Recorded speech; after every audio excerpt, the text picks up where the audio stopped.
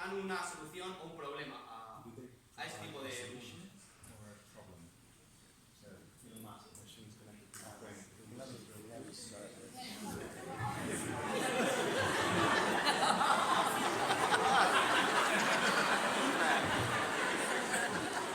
What?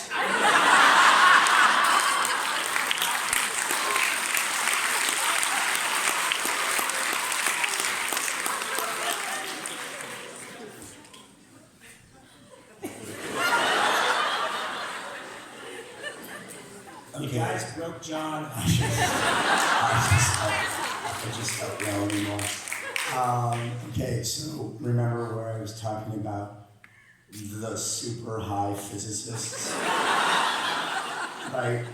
I mean, Elon Musk is actually seen on podcasts just blazing the shit up, right? So when he does stuff like, I need volunteers to drill holes in your head so I can stick some fiber optics in that. No reason. I'm going to be very, very skeptical of that. Also, because I wrote a thing where everybody has a computer in the brain pals, and they're also in lock-in. And people say, I can't wait to get a brain pal. This is something I really want. And I'm like, you are high. And I will tell you why.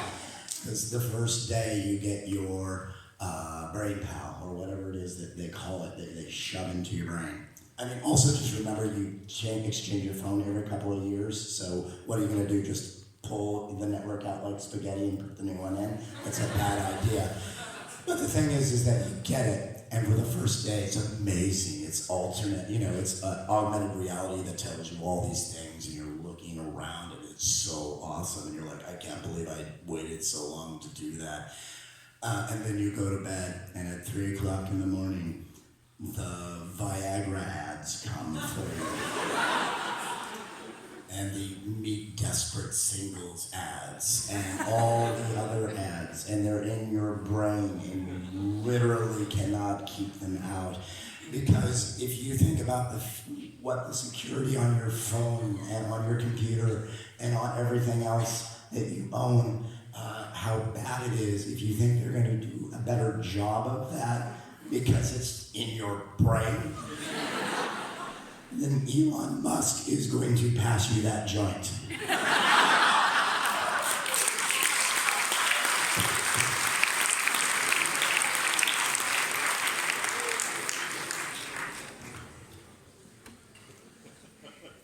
¿Cómo?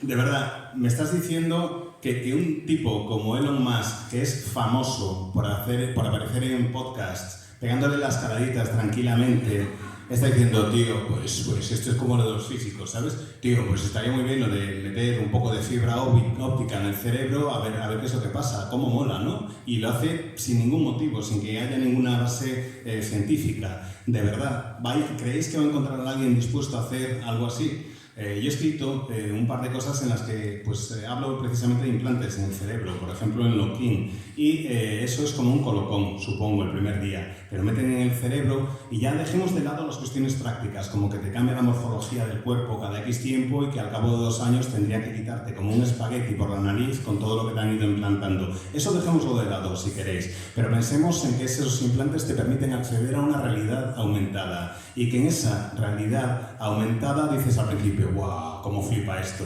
Es una pasada, pero de repente estás en la cama a las 3 de la madrugada y empiezan a salir los anuncios de Viagra en tu cerebro. Y empiezan a salir los anuncios de solteros desesperados. Y los tienes en la cabeza y eres incapaz de quitártelos de dentro del tarro. Si creéis que seríais capaces de evitar algo así, pensad en cómo os va con la seguridad de vuestros teléfonos móviles y los pop-ups que salen, o con la seguridad de vuestros ordenadores. Y si de verdad crees que lo que dijo Elon Musk es verdad, lo siguiente que tienes que decirle es, oye Elon, que rule.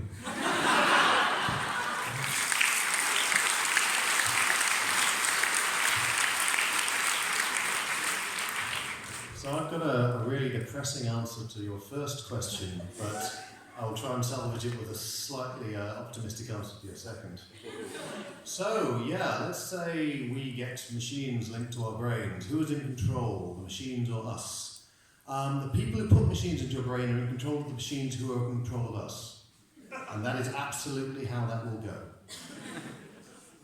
This is something I touch on in Dogs of War. It is something I touch on a little more in the sequel to Dogs of War, assuming it never gets published, because that's just being handed into my agent.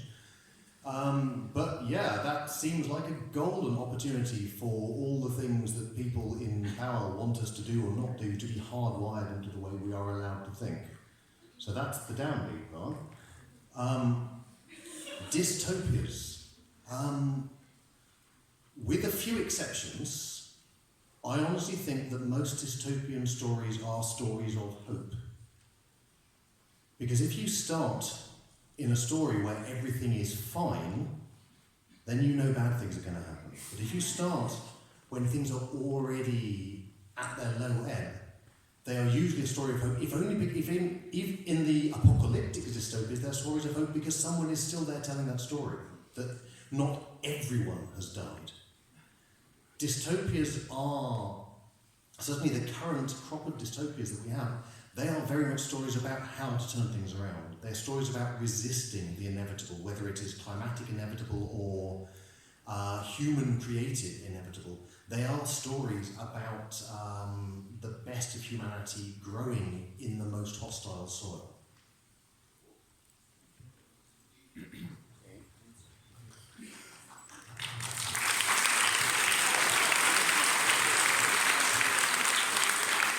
Tengo respuesta para las dos preguntas. La primera respuesta es un poco deprimente, pero la segunda es bastante más optimista. El caso es que si realmente consideramos que puede llegar a ser verdad lo de que se nos conecte, lo de conectar el cerebro a una máquina y el preguntarnos quién va a controlar a quién, ya te lo digo yo ahora. Te va a controlar a ti la gente que controla la máquina que se ha conectado con tu cerebro. Esa es la gente que va a controlarnos a todos. Y eso es algo que ya trato en Dog of War, en mi novela, y también en su secuela, que espero que se llegue a publicar algún día, porque ahora mismo la tiene mi agente en un cajón de su despacho. En cuanto a ese tipo de ideas, si realmente se llegan a convertir en realidad, serán una oportunidad dorada para los que están en el poder, para poder controlarnos a todos, para poder decirnos qué podemos pensar y qué no podemos pensar, para tenernos sujetos a sus designios. En cuanto a lo de las distopías, yo creo que, con alguna salvedad, la mayoría de las historias distópicas son en realidad historias de esperanza. Porque en una distopía todo lo que podía salir mal ya ha salido mal. Y porque cuando empieza a salir una historia en la que todo va bien, las cosas solo pueden ir a peor. Así que, por bajo que esté todo, por mal que esté la situación, pensad que en una narración, en un mundo posapocalíptico hay algo positivo, y es que alguien ha sobrevivido, que no hemos muerto todos porque hay alguien que sobrevive para poder contar la historia. Las distopías lo que persiguen en realidad es enseñarnos a todos a dar la vuelta a la situación, a resolver lo inevitable, sea inevitable desde el punto de vista climático o desde el punto de vista de la humanidad, a enseñarnos que tenemos la capacidad de cambiar las cosas y a concienciarnos de que tenemos que trabajar duro para hacerlo.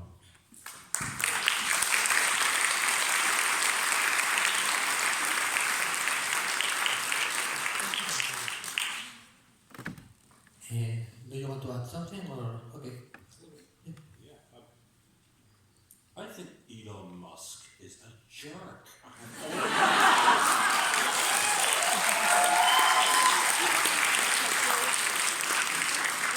He had one thing that worked and the rest doesn't work. The Hyperloop never happened. Big holes under Los Angeles never happened. Get a Thai football team out of a cave. Let's send a mini submarine into the cave. No, let's send train drivers. Yeah. But because he's the CEO, a Silicon Valley tech billionaire, he thinks that everything he says is genius. And it's not. He's basically a bad Bond film, a bad James Bond film. In fact, let's start a Kickstarter to have a white cat sent to him to stroke. Preferably with opposable thumbs.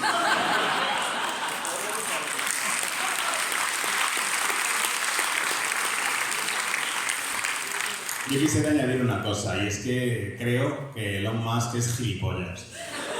Solo le ha salido bien una cosa, solo tiene una cosa que funcione. Lo del hiperloop, aquel que iba a hacer, no funciona. Lo de los agujeros debajo de Los Ángeles, no funciona. Que se queda encerrado un equipo infantil de fútbol en Tailandia mientras hacen espeleología. Vamos a mandarles un mini submarino. Sí, hombre, claro. Es un tipo de Silicon Valley, un ejecutivo de Silicon Valley que es multimillonario y que cree que cada palabra que sale de su boca es una genialidad. Y de eso nada. Se parece más a un villano de las películas de Bond, a uno de los malos de Bond, a un malo de Bond. Lo único que le falta es un gato blanco que poder acariciar así tranquilamente. Así que propongo que iniciemos una campaña para enviarle uno, preferentemente uno que tenga pulgares.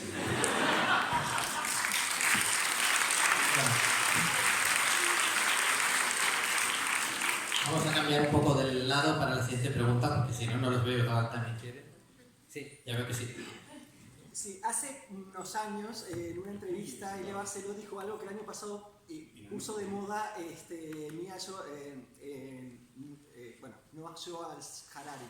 Básicamente dijo que la ciencia ficción es el género más importante del siglo XXI porque es el único que, por un lado, nos permite adaptarnos a los cambios radicales que se están produciendo y, por otro lado, nos permite de alguna forma proyectar el futuro. Entonces me gustaría preguntarles, por un lado, ¿qué significa para ustedes escribir ciencia ficción en un momento en el que la realidad cambia a 10 años vista? O sea, que uno no puede proyectar qué va a pasar en 10 años. Y por otro lado, si consideran que la ciencia ficción puede tener esa capacidad prospectiva o proyectiva, ¿no?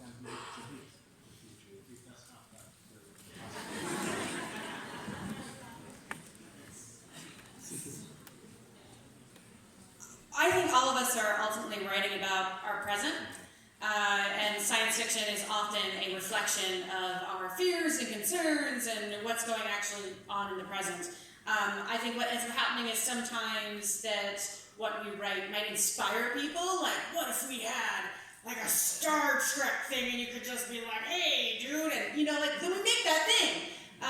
And I think that part is really cool, but it's not necessarily that science fiction writers are like these super wizards. We like to pretend that we are. But a lot of it is just that, Brandon is, obviously. But a lot of it is just looking at the present and saying, if we keep down, X path or Y path, or again, exploring the things that are going on, in the political landscape, that we can kind of see it. And some of that is also just pattern recognition, where we say, if we just keep going down the same path, these same sorts of things are going to happen. So I don't know that, we're about predicting. I think we're about exploring and thinking about how these technologies might impact humanity. I don't know how great a job we're necessarily doing, again, that Elon Musk and Mark Zuckerberg have all of our information and we're glad to give it to them, and now they're going to be in our brains.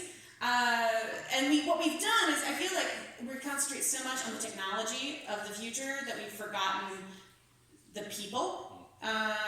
And the ways that that's going to impact the people. What's the morality of a lot of this? We've completely thrown away the social sciences, and nobody has any idea how their products are actually used. Twitter's a great example. They seem to have no idea how users actually use it. And I think that one of the things that interests me is bringing it back to that human aspect, back to the 3 laws of, the Asimov's laws for robotics. I think we need to start thinking of what are the laws for tech, what's the morality for tech, not way beyond privacy, because that's a mess. And I think we need to spend a lot more time with that and less maybe focused on the technology itself.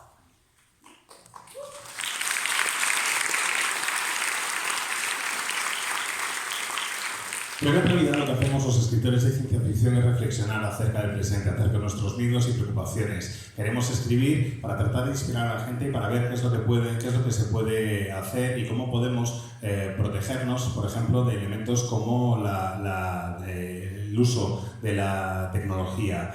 Creo que hay gente que cree que Star Trek es todavía algo que es muy posible, que el futuro va a ser color de rosa. Bueno, pues el papel de la ciencia ficción es hablar de ese posible futuro, pero inspirar a la gente para que actúe. Y debéis tener presente que aunque a veces nos comportamos como si lo fuéramos, en realidad no somos magos superpoderosos. Es entonces cuando Brandon hace un gesto de, bueno.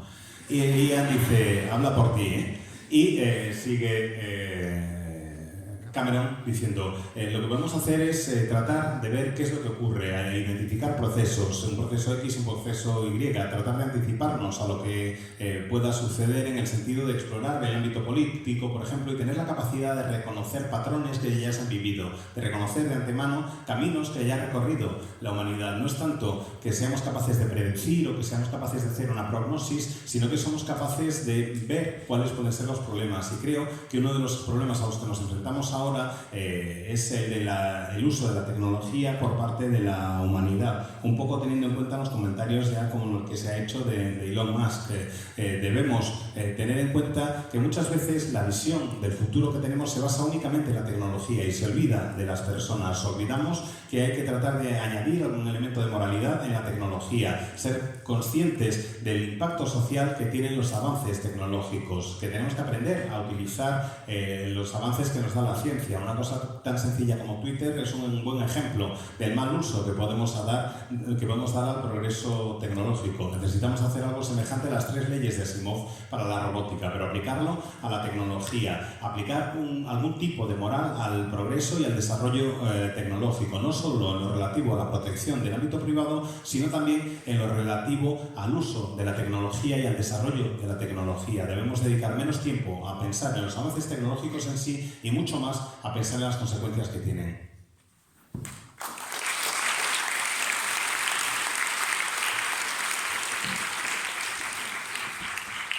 I do think it's dangerous to ask a bunch of science fiction writers if science fiction is the most important thing ever. Though my response would be to paraphrase the great work of moral philosophy, Ghostbusters, which if someone asks you if you're a god, you say yes. So yeah, I really do think sci-fi fantasy is the most important thing ever.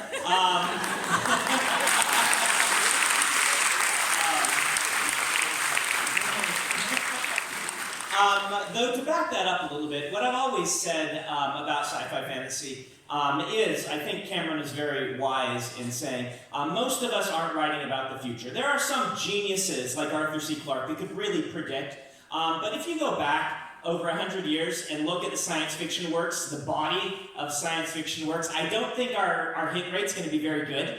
I think we all wanted to have flying cars, and instead we have mobile phones. And the information revolution was a much bigger revolution than we expected it to be. But that's not what science fiction and fantasy is about. I've always said sci-fi and fantasy, basically I consider it crunches for your brain, right, for your imagination. The point of a lot of what we do is to force ourselves and to force readers to think of a different world than the one we have. And I've always said that, nothing really great happened because people accepted the world as it is. All the great things through history happened because someone could imagine the world wasn't like it was, that it was better, that it was different.